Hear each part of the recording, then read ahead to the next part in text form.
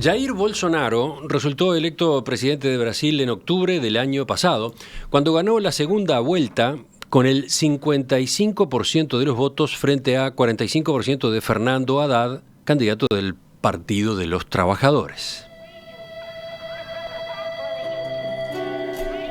Bolsonaro asumió el 1 de enero y comenzó su gestión de gobierno sin atenuar su impronta de líder político, polémico y confrontativo.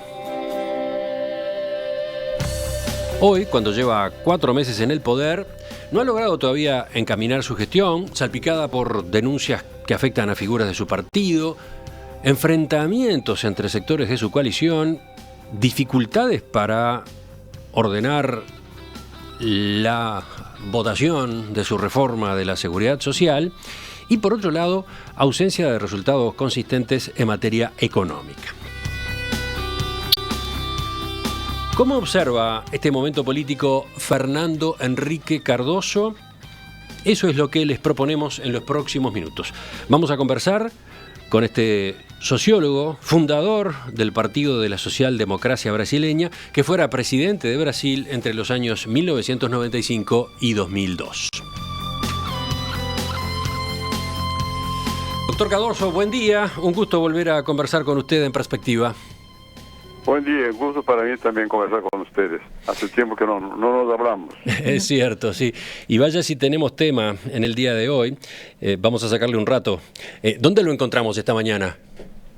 Yo estoy en mi casa en São Paulo, recién terminando una serie de fotos para un amigo que quería sacarme unas fotos. Estoy en mi despacho en casa. Bueno, está tranquilo entonces. Tenemos una cantidad de preguntas acá con Romina, pero vayamos por el comienzo en este lado. Usted fue muy crítico con Bolsonaro durante la campaña electoral. Hoy, cuando ya es posible analizar su gestión como gobernante, ¿ha cambiado algo su opinión? No he cambiado. Porque la crítica durante la campaña estaba en que él no tendría base realmente política, su partido era un conjunto de letras sin ningún significado más práctico, y él era un hombre que era diputado ya, fue un teniente rebelde, se pasó a la reserva como capitán y luego se puso como parlamentario, pero no tenía un desempeño como líder. Entonces me daba la sensación de que difícilmente tendría capacidad para gobernar el país. Además, ha asumido posiciones muy anticuadas, yo no diría ni reaccionarias, porque son peor que eso, son anticuadas, son afuera del tiempo. Bueno, ahora como presidente organizó un gobierno, Brasil tiene fuerza, tiene pujanza, un gobierno que es muy diverso, está un sector económico que es liberal, él mismo cuando diputado nunca fue liberal, al contrario, tiene una posición mucho más en favor del Estado que del mercado, pero su ministro de Finanzas es un hombre que tiene formación en Chicago y tiene una idea de cómo hacer las cosas. Bueno, luego hay un otro sector que es un sector bien retrasado. Ahí están la gente que está pidiendo con educación, con la cuestión de las mujeres. Esos tienen una visión contra la diversidad, muy activa, muy militante. Luego hay algunos que son técnicos, el ministro de Infraestructura, por ejemplo, y es más bien un técnico. Y hay muchos que son ex-militares o son militares de la reserva y que da la impresión más sensatez, conocen más la realidad nacional y puede servir como una especie de freno a los delirios más ideológicos de los sectores de gobierno que son más vocales, pero que son menos prácticos. Entonces el gobierno todavía no se ve muy bien cuál es su rumbo. Entonces yo no puedo cambiar mi reserva que tenía cuando era candidato, ahora que está ejerciendo la presidencia, yo no veo claro todavía hacia dónde vamos. Es interesante ese retrato que traza de cómo está conformado el gobierno de Bolsonaro. Dejo unos puntos suspensivos ahí, vamos a volver al presente, pero Romina creo que tiene un par de preguntas sobre la etapa electoral, ¿no? A ver. Sí, Cardoso, yo quería preguntarle porque luego de la primera vuelta electoral, cuando llegó el momento del balotaje entre Bolsonaro y Fernando Haddad del PT, bueno, el partido que usted lidera, el Partido de la Socialdemocracia Brasileña, dejó en libertad de acción a su dirigencia y a la militancia, ¿no? Es más, hubo dirigentes del PSDB que anunciaron que votarían por Bolsonaro. ¿Fue un error aquella decisión? No, yo creo que, yo no sé, cada quien tomó una posición distinta. Yo no voté por Bolsonaro, pero otros a lo mejor votaron por Bolsonaro. ¿Por qué? Porque es una elección de Sofía, como la película, ¿no? Porque por una parte estaba todo lo que hizo el PT, el gobierno del PT, que ha sido muy desastrado en el manejo de la política pública en Brasil, la economía y todo lo demás. El candidato del PT, en lo personal, yo me llevo bien con él, es un profesor también, y fue alcalde de São Paulo. Pero una cosa es la persona, otra cosa es lo que su partido. El partido mantuvo las ideas, a mi modo de ver, que no son adecuadas para el manejo de una economía como la brasileña. Entonces era difícil apoyarlo. Y por otro lado estaba Bolsonaro, que por las razones que yo he indicado, tampoco era posible apoyarlo, a mi modo de ver. Ahora, ¿por qué ganó Bolsonaro? Cuando ganó había en realidad... Bueno, a eso iba yo con mi pregunta siguiente. La votación terminó polarizándose entre Bolsonaro y el PT, sí. pero es evidente que el crecimiento de Bolsonaro en la población no fue solo un voto castigo al PT por los errores y por la corrupción en los gobiernos Lula y Dilma. Por ejemplo, los casos de corrupción que venía tratando la justicia abarcaban ya en aquel momento a dirigentes de otros partidos del centro y de la derecha. Entonces, mi pregunta es, ¿no había forma de frenar ese triunfo de Bolsonaro? Era difícil, porque él fue vocal y él mencionó, no solamente representó en aquel momento, no solamente el anti-PT, pero también orden, o sea, contra la violencia que había física en las calles, la criminalidad que en algunas partes de Brasil ha crecido mucho. Entonces daba una cierta inseguridad. Y además, la operación que se llama aquí de Lava Jato ha demostrado que la corrupción sirvió de base al poder. Y eso ha alcanzado muchos partidos. Entonces había un sentimiento contra la corrupción, un sentimiento de preocupación con la violencia callejera, la violencia más que la callejera, del crimen organizado, y además un miedo del PT. Bolsonaro simbolizó todo eso y ganó en base a eso.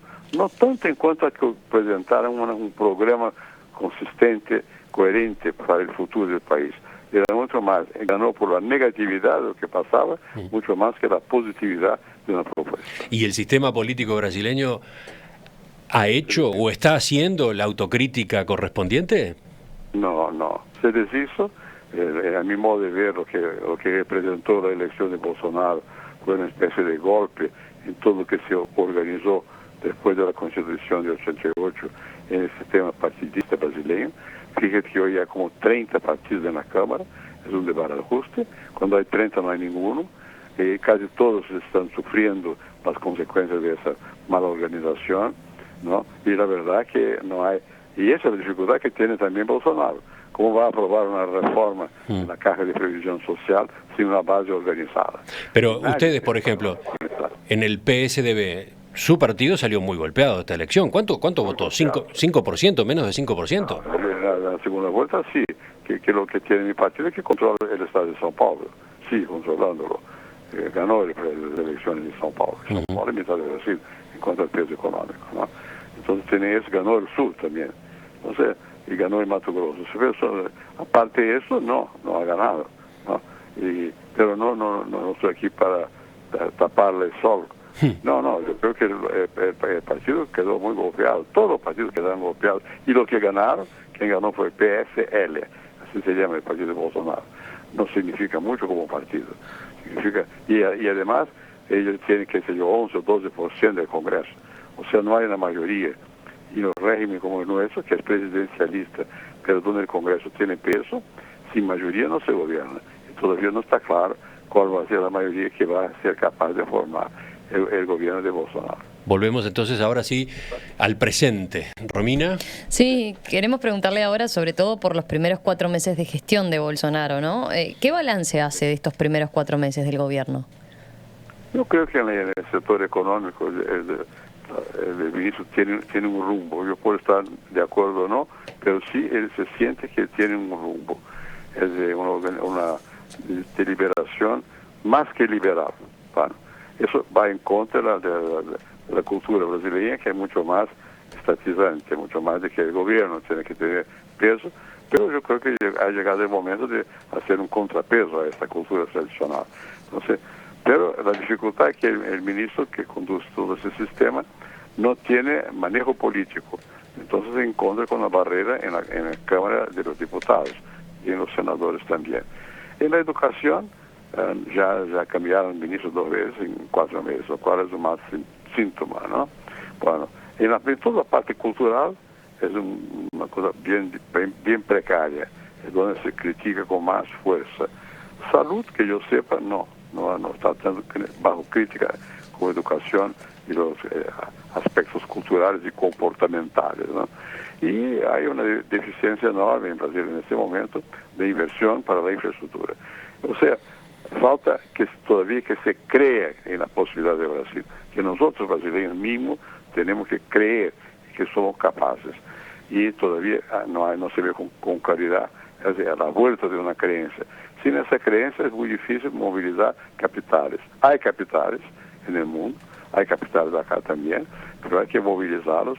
Yo creo que la infraestructura brasileña será la palanca posible de un nuevo ciclo de crecimiento. Sin crecimiento es difícil que la gente esté contenta. Tenemos aquí alrededor de 12 y 13% de la fuerza laboral sin trabajo, lo cual significa que algunos millones de personas, si se toma en consideración lo que ya desistían de buscar trabajo, bueno, vamos acercando a 30, 40 millones de personas. Es mucha gente, ¿no? Entonces es un peso negativo. Ya volvemos enseguida a ese punto, pero mirando sus intervenciones en Twitter, encontraba una de fines del mes de abril.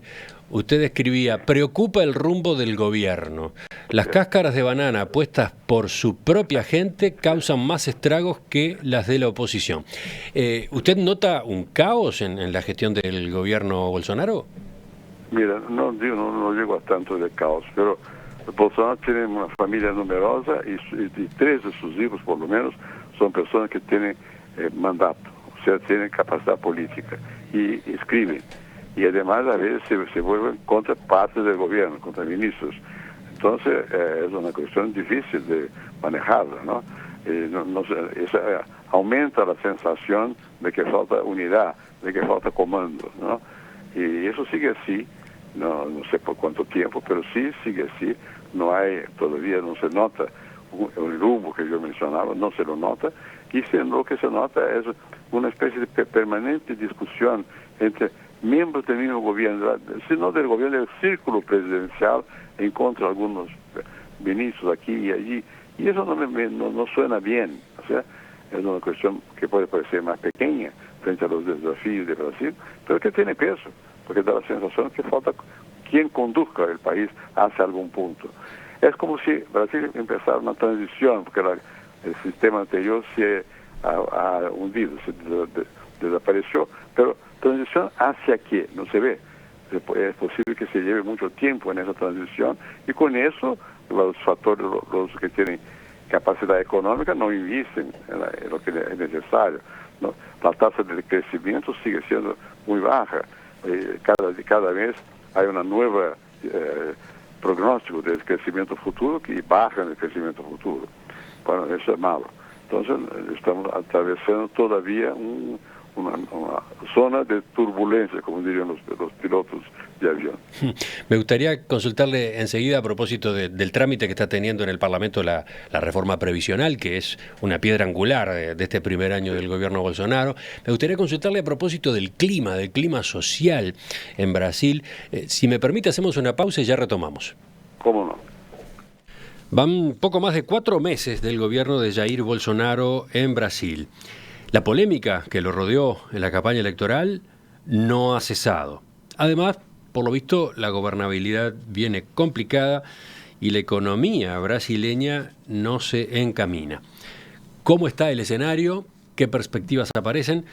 De eso estamos conversando con Fernando Henrique Cardoso, toda una institución de la política de nuestro país vecino, sociólogo, funcionario de CEPAL durante años, senador de la República entre 1983 y 1992, ministro de Relaciones Exteriores entre 1992 y el 93, ministro de Hacienda entre 1993 y 1994 y presidente de Brasil desde el 1 de enero de 1995 hasta el 31 de diciembre de 2002.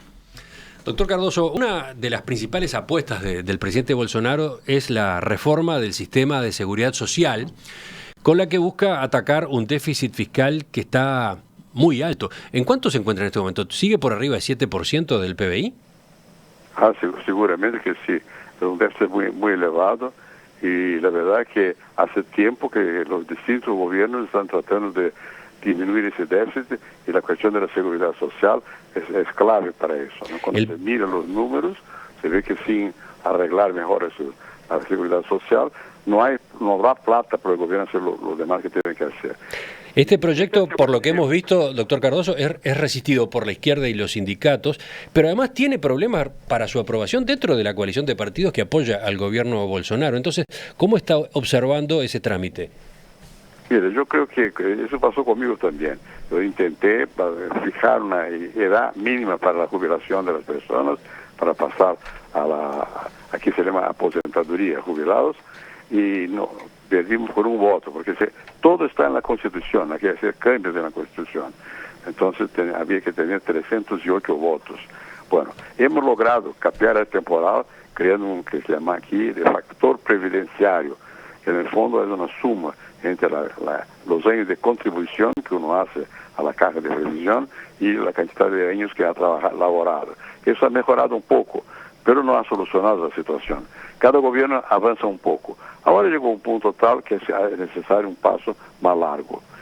No va a ser fácil porque los intereses organizados van a oponerse a eso. Y por otra parte, yo creo que el ministro de Finanzas presenta el tema muy bajo el ángulo fiscal.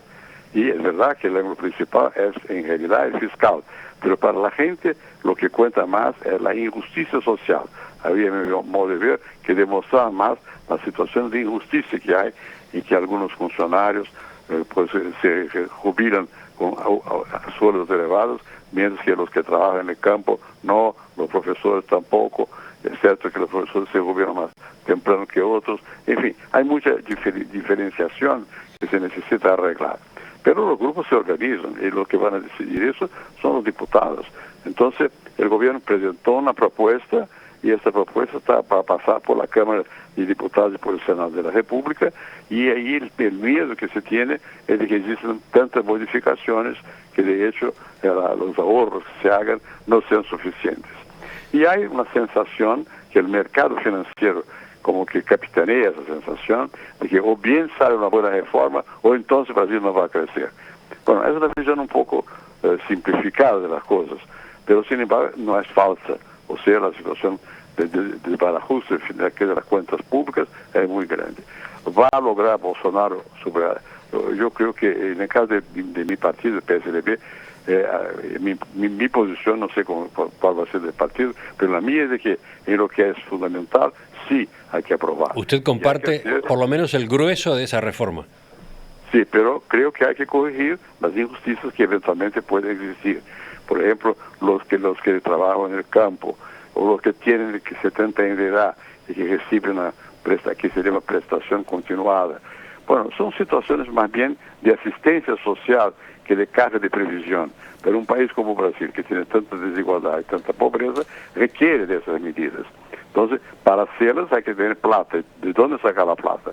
Hay que sacar de lo que más tienen, sean funcionarios o no funcionarios, ¿no? Y no es una cosa fácil, es un conflicto distributivo. Ese sigue ahí. Yo no sé cuál va a ser el resultado, porque no se ve, como yo mencioné, un comando del gobierno en el Congreso con fuerza suficiente para imponer un punto de vista. Entonces habrá negociaciones. ¿Cuál va a ser el resultado? Vamos a ver. Ojalá se va un resultado aceptable para los intereses de largo plazo del país, que requieren una organización más eficaz del sistema de caja de previsión.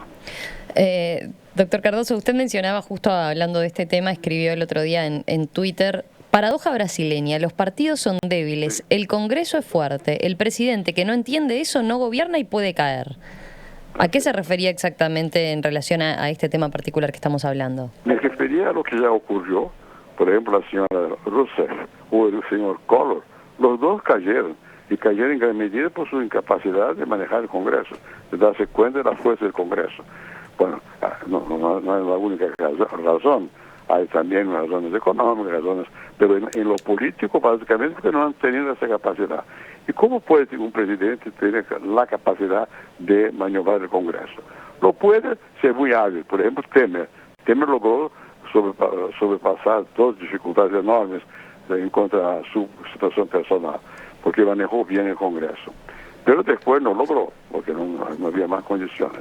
Bueno, pero la razón, el modo fundamental por el cual un presidente puede conducir una política es garantizando que la nación lo apoye.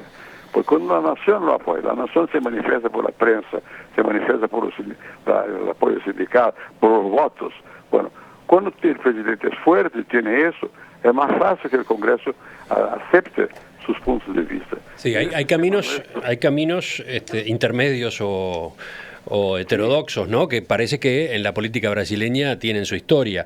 El ministro de la Presidencia, Onyx Lorenzoni, ofreció partidas parlamentarias extra equivalentes a 40 millones de reales a cada diputado federal que votara a favor de la reforma de la previsión social.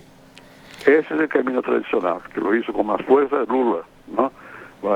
Pero casi todos tienen que hacer algo de eso. Pero no puede ser la línea fundamental. La línea fundamental es mantener siempre a la nación advertida de que o se va por un camino o no habrá crecimiento y habrá injusticia social. Aclaremos, esas son partidas a las que cada diputado accede por año para realizar obras e inversiones e infraestructura en el distrito que le corresponde, ¿no? Sí, eso es normal que exista eso como demanda, porque los distritos tienen esa demanda, pero no es suficiente, porque eso va a ser denunciado por los medios como si fuera corrupción política. Bueno, lo que sí habría como diferencia es que el gobierno estaría ofreciendo más dinero del que suele haber a esos efectos, ¿no? Tiene que hacer más, no solamente dinero, tiene que haber una agenda. La agenda en la democracia no sale del Congreso, solo en los sistemas parlamentarios. Cuando es presidencialista, la agenda es del Ejecutivo. Cuando esa agenda es compartillada por la población, el Congreso se ajusta a eso. Cuando no está compartillada, o cuando el gobierno no tiene agenda, o cuando el gobierno no tiene la capacidad de exponer al país su agenda, entonces sí, el Congreso gana una preeminencia y esos instrumentos de obtención del voto por intermedio de financiación, aumento de valor a la acción, pero no es lo mejor. Lo mejor es que el gobierno tenga la capacidad de exponer lo que va a hacer ganar el pueblo, ¿no? ¿Y usted ve condiciones en este gobierno a esos efectos? Por ahora no, porque el presidente no me parece que vocalmente no está dirigiéndose al pueblo en ese sentido. Además, él utiliza mucho, usted mencionó el Twitter, utiliza mucho el Twitter. Una curiosidad, el primer presidente brasileño que a su modo inventó casi un Twitter fue Jânio Quadros, que hacía un billete corto y cada mañana salía en la radio, en la prensa. Está prohibido el uso del bikini, está prohibido la pelea de gallos, cosas de ese tipo. ¿De qué año estamos hablando? ¿De qué año estamos hablando? De los años 50. Ah, por eso. No, de Quadros, hace mucho tiempo, ¿no? Pero, ¿por qué mencionó eso? Porque era una manera que tenía Quadros de relacionarse con la población. El presidente tiene que tener de alguna forma señales al pueblo de que él está conduciendo el barco, ¿no? Bueno, el presidente actual utiliza también el Twitter, pero lo está utilizando mucho más de una manera, digamos, para aumentar los conflictos y no para agregar apoyos. Y a propósito justamente de ese tipo de mensajes que han caracterizado a Bolsonaro antes de su asunción y también después, como lo está mencionando, ¿qué evaluación hace usted del impacto que ese discurso tiene en la sociedad brasileña? ¿La sociedad está más crispada? ¿Hay más enfrentamientos dentro de la población de Brasil? Sí, hay mucho enfrentamiento, demasiado, a mi modo de ver. Pero en Estados Unidos también, ¿eh? Trump es así. Trump hace declaraciones para aumentar la cohesión de su gente. Bueno, yo creo que eso es una cuestión que para la democracia no hace muy bueno, no es muy bueno, no es muy saludable. porque yo creo que el presidente, mayormente en el caso de Brasil o de Estados Unidos, pero en de Brasil más todavía, en Estados Unidos es un sistema bipartidista fuerte, acá no. Entonces acá como hay muchos partidos, el presidente tiene que heredó, lo quiera o no, sépalo o no, la tradición de la monarquía, de que hay un poder moderador. El presidente tiene que moderar, no puede abanderarse como en nombre de su partido o de su facción y imponer a las demás facciones. Hay que buscar common ground, un terreno común para que se construyan las bases para que el país más adelante. Los gobiernos que han tenido más suceso, por ejemplo, Kubitschek, ¿qué hizo? Un sueño para Brasil, hacer Brasilia, no sé cuánto, volver a crecer. El país como está necesita que otra vez soñar con el crecimiento, con esa fuerza, con la diversidad. No puede salir del acuerdo del clima, no puede estar con posiciones de arrogancia en las relaciones internacionales. Tiene que estar, a mi modo de ver, tiene que estar en la posición de unificar la gente en lo positivo y no en lo negativo. Romina. Doctor Cardoso, le quiero volver a preguntar sobre el tema económico, poner más foco en el tema económico, ¿no? Porque la evolución de la economía brasileña no está colmando las expectativas y concretamente, bueno, los datos del inicio de 2019 son bastante desalentadores, ¿no? Según el índice anticipado de actividad del Banco Central, la economía se contrajo durante febrero y enero, por lo que, bueno, se encamina a un primer trimestre con una baja en relación al último trimestre de 2018. Las proyecciones de crecimiento también para 2019 se vienen recortando en la medida que avanza el año y se van conociendo datos de actividad. ¿Qué dice de estos datos? ¿Cómo está viendo este aspecto? Bueno, eso, para empezar, eso viene de lejos. Viene del presidente Dilma Rousseff, que realmente llevó a una crisis que perduró por mucho tiempo. El presidente que la sucedió, el presidente Temer, intentó mejorar una situación, pero no ha logrado un resultado económico más positivo por su misma condición política que fue muy atacada. Ahora, el desafío sigue, y lo que usted dijo es verdad, los datos no son datos animadores. Yo creo que si no se vuelve a tener confianza en el gobierno, en el país, difícilmente se va adelante. El Brasil es un país que tiene mucha potencialidad. Si uno viene a São Paulo, se va a la Amazonía, ve, es visible la fuerza que tiene el país, ¿no? ¿Qué es lo que falta? Que falta creer en nosotros mismos, tener una política más razonable, y hay que buscar formas de que la gente crea en eso y haga sus inversiones.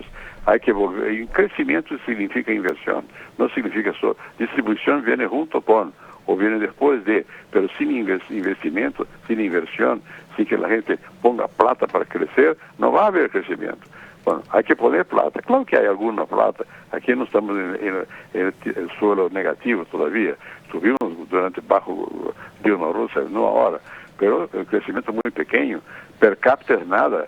Y es un país que requiere crecer por lo menos 3-4% al año durante un cierto periodo para que la gente se sienta como partícipe de un proyecto que tiene futuro. Era lo que votaron en Bolsonaro, creían que sería automático. No es automático porque requiere, primero, esa reconstrucción de la confianza y segundo, depende de las condiciones del mundo. Por suerte, el precio de las commodities no está mal, sigue yendo para adelante.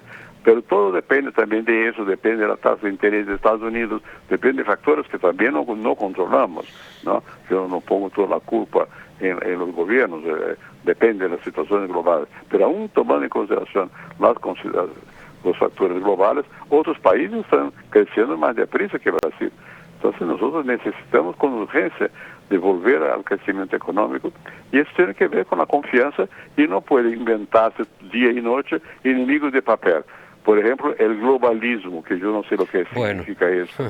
Hablando del mundo, en su gestión, usted fue promotor del multilateralismo en la política exterior de Brasil, ¿no? Sí. Entonces, ¿cómo observa la agenda internacional del presidente Bolsonaro, donde, por ejemplo, ha habido una concentración muy fuerte en el vínculo bilateral con Estados Unidos? Yo creo que fue un error, es un error. ¿Por qué? Porque el principal cliente de Brasil es Estados Unidos, pero muy de cerca es la China. Y los chinos crecientemente, ¿por qué debemos nosotros, de una manera mecánica, apoyar un solo lado? No tiene sentido, ¿no? Está China, está Europa, ¿no? Y eso no viene más como en el pasado, junto con una imposición de fórmulas políticas. Los chinos no están preocupados con eso, están haciendo negocio. Entonces yo creo que la búsqueda de un camino unidireccional es una precipitación que no es necesaria en ese momento. Entonces no veo con buenos ojos y creo que eso puede tener efectos negativos a la larga. Ojalá no los tenga, que los chinos se entiendan y que los europeos también. Pero lo más probable es que sí, eso cause algún problema más adelante. Yo no comparto la visión que tiene el Ministerio de Relaciones Exteriores en este momento, que es una visión de que Brasil debe ser otra vez alineado a Estados Unidos, porque hay una crisis de la civilización occidental cristiana y que en esta crisis hay que tener lado. Yo no veo que las cosas no las veo de este modo, así que yo creo que es un equívoco del gobierno. Siguiendo con el tema de la política internacional, doctor Cardoso, por otra parte el presidente visitó Israel también, ¿no? ¿Qué implica esta señal hacia el mundo árabe con el que Brasil pretende también mantener abiertas las puertas? Mire, yo creo que el presidente dijo que iba a cambiar, apoyar el cambio de capital para Jerusalén. Y eso fue una reacción del mundo árabe. Y Brasil tiene negocios muy fuertes, tanto con Israel como con el mundo árabe. Yo creo que es un tema que no corresponde al interés de Brasil y no está puesto como una solución para los problemas de Israel. Yo creo que tenemos que mantener relaciones con Israel, pero simultáneamente el mundo árabe existe y nos compra mucho de Brasil. Así que creo que fue también algo mucho más ideológico que pragmático. Y la política exterior requiere valores, por cierto, pero también requiere una visión pragmática. Entonces yo creo que el multilateralismo correspondía más a lo que son los intereses de largo plazo de Brasil que una visión unilateral. Y en este momento no veo la razón para eso. No estamos más en la Guerra Fría, ¿no? Entonces, ¿por qué actuar como si estuviéramos? Creo que estamos haciendo como Quijote con los molinos de viento. Y estamos atacando molinos de viento. No me parece que sea necesario. Y si ahora miramos las relaciones exteriores de Brasil desde el lado que más nos interesa, Romina. Sí, a ver, con respecto al Mercosur no hay un impulso muy fuerte hacia este bloque, ¿no? ¿Quedó relegado de la agenda internacional de Bolsonaro? ¿Usted entiende eso? Yo creo que en el caso de América Latina, que nos interesa más de cerca, aunque Bolsonaro, no sé lo que piensa el presidente Bolsonaro, pero aunque tiene que declare, por ejemplo, con Venezuela, ¿no?, lo que quiera, la realidad va a obligarlo a darse cuenta de que no conviene ni la presencia de Fuerza Armada Americana acá, ni invasión de brasileños allá. No, eso no corresponde a los intereses de largo plazo de Brasil. Bueno, usted se metió con un punto bien delicado, ¿no? La situación en Venezuela y de qué manera la maneja Brasil. Sí, creo que en la práctica, no, aunque haya habido declaraciones, en la práctica y creo que se debe a la sensatez de los sectores militares brasileños, no se va hacia la dirección de cualquier medida de fuerza externa. Mira lo que los americanos hicieron con Irak o los europeos con Libia. Destrozar lo que había, pero no construyeron nada, ¿no? Y para destrozar cuesta mucho. No creo que sea ese el mejor camino. Yo creo que lo de Venezuela, yo creo que está mal, obviamente. No es una situación democrática, desde hace mucho dejó de serlo, ¿no? Pero hay que buscar que la gente de adentro de Venezuela mismo se den cuenta de la situación y propongan alternativas.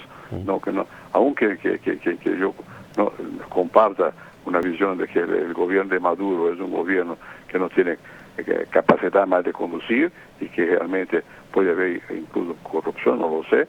Bueno, aunque yo comparta eso, digo, no corresponde a Brasil ser una especie de policía del mundo, papel que no nos corresponde, ni con Venezuela ni con nadie más.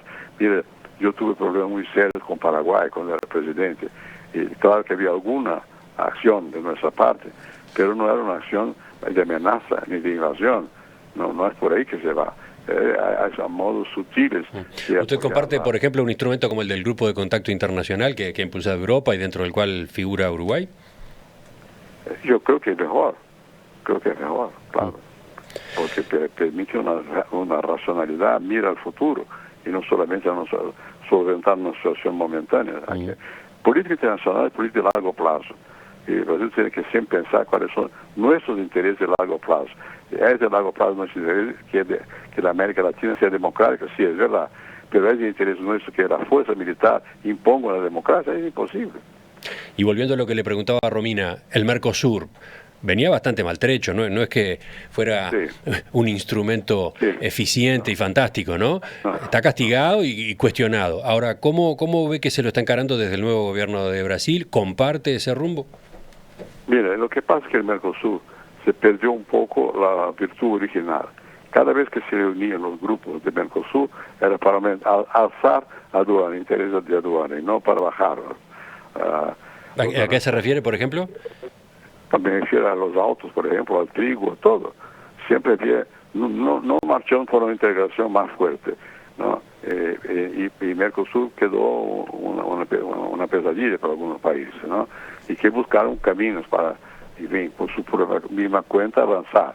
Ahora, sin embargo, la idea de Mercosur me parece que es correcta, ¿no? La idea de que, yo pienso lo contrario, que debieron seguir aprofundando la integración y no creando cada vez más una acción unilateral de cada quien, ¿no? Y creo que debería que haber un esfuerzo para entender que hay interés de los países del Pacífico de que se unieran y, ¿por qué no buscar más entendimiento entre los países del Mercosur y del Pacífico para crear una base más grande de circulación de mercancías? Más de una vez Uruguay ha sentido que el Mercosur tal cual está planteado hoy es un corsé, es una limitante muy fuerte, ¿no? Que tendría que tener cada uno de los socios un margen de libertad para buscar algún tipo de acuerdos cuando esos acuerdos no le convienen o no le sirven a los otros socios. Eso es una verdad, o sea, es una realidad, es así, ya lo era así. Pero ¿por qué que se ha vuelto así? Porque Mercosur no ha caminado en la dirección de hacer acuerdos. Yo creo que ideal sería que hiciéramos acuerdos con Europa, por ejemplo. Se intentó, pero no se ha avanzado. Aún con Estados Unidos, hubiera sido posible en cierto momento. Hubo muy poca comprensión de las ventajas de tener un acuerdo. Entonces cada país quiere por su cuenta hacer un acuerdo. Y algunos lo están haciendo. ¿Es lo mejor? No es lo mejor, porque sacan menos ventaja cuando va solo que si fuéramos capaces de conducir en conjunto hacia un acuerdo. Pero no volver el Mercosur como terminó por serlo, como si fuera una muralla para impedir acuerdos. Eso no sirve. Fernando Henrique Cardoso, expresidente de Brasil entre 1995 y 2002, fundador del PSDB, el Partido de la Socialdemocracia Brasileña. Le agradezco mucho el tiempo que ha dedicado a esta entrevista, su respuesta, su análisis. Quedamos mejor situados frente a la actualidad política brasileña. Mira, yo que agradezco, sabe que mi vinculación con Uruguay son fraternales. Así que siempre que puedo hablar, hablo con Uruguay. Ha sido muy amable, ha sido un gusto. Nos reencontramos en cualquier momento. Espero que sí. Muchas gracias a usted también. Que pase bien.